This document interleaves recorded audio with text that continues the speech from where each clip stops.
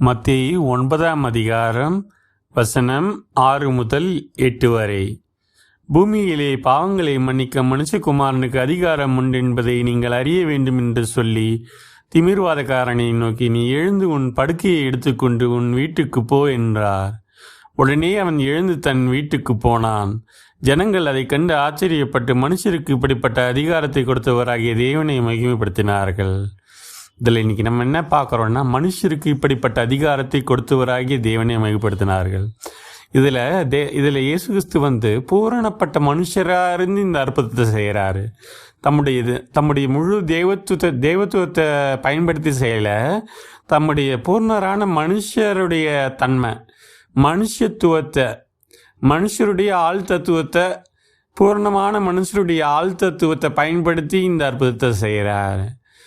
இதை நோக்கி நம்ம பிரயாணப்படுவோம். பூர்ணரான மனுஷராகும்போது வசனம் சொல்கிறபடி இதை காட்டிலும் பெரிதான காரியங்களை செய்வார்கள், என்னை விசுவாசிக்கிறவர்கள் இதை காட்டிலும் பெரிய காரியங்களை செய்வார்கள்னு சொல்கிறது போல் நாமளும் நம்ம பெரிய காரியங்களை செய்வோம். கர்த்தருடைய நாமத்தை ஸ்தோத்திரம்.